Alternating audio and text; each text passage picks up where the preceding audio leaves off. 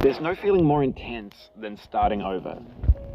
If you deleted your homework the day before it was due, as I have, or if you left your wallet at home and you have to go back after spending an hour in the commute. If you won some money at the casino and then put all your winnings on red but it came up black. If you got your best shirt dry cleaned before a wedding and then immediately dropped food on it. If you had an argument with a friend and then later discovered that they just returned to their original food. Starting over is harder than starting up. If you're not ready for that, like if you've already had a bad day, then what you're about to go through might be too much. Feel free to go away and come back. I'll be here. Alright, thanks for coming with me on this trip. I'll understand if you have to take a break at any point. Just find a safe place to stop and quit the game. Don't worry, I'll save your progress, always, even your mistakes. This game is a homage to a free game that came out in 2002, titled Sexy Hiking. The author of that game was Jazuo, a mysterious Czech designer who was known at the time as the father of B games. And B games are rough assemblages of found objects. Designers slap them together very quickly and freely, and they're often too rough and unfriendly to gain much of a following.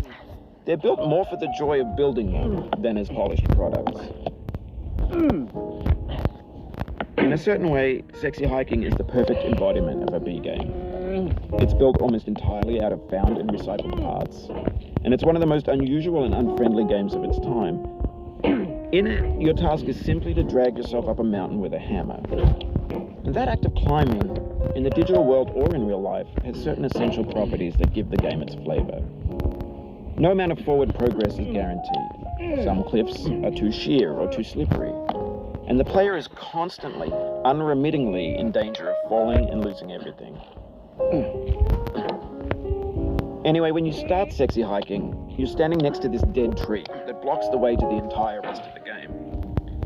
It might take you an hour to get over that tree, and a lot of people never got past it. You prod and you poke at it, exploring the limits of your reach and your strength, trying to find a way up and over. And there's a sense of truth in that lack of compromise. Most obstacles in video game worlds are fake. You can be completely confident in your ability to get through them once you have the correct method or the correct equipment or just by spending enough time. In that sense, every pinpointed obstacle in Sexy Hiking is real. The obstacles in Sexy Hiking are unyielding, and that makes the game uniquely frustrating. But I'm not sure Jazuo intended to make a frustrating game. The frustration is just essential to the act of climbing, and it's authentic to the process of building a game about it. A funny thing happened to me as I was building this mountain. I'd have an idea for a new obstacle, and I'd build it, test it, and it would usually turn out to be unreasonably hard. But I couldn't bring myself to make it easier. It already felt like my inability to get past a new obstacle was my fault, as a player rather than as a builder. Imaginary mountains build themselves from our efforts to climb them, and it's our repeated attempts to reach the summit that turns those mountains into something real.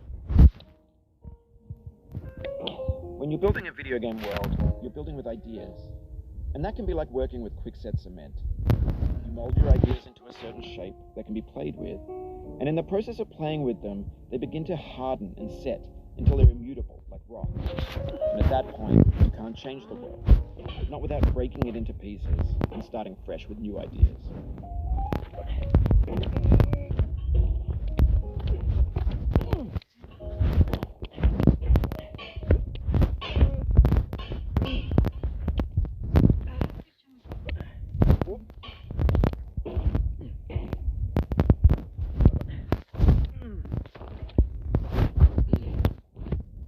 Oh, you just lost a lot of progress. That's a deep frustration, a real punch in the gut.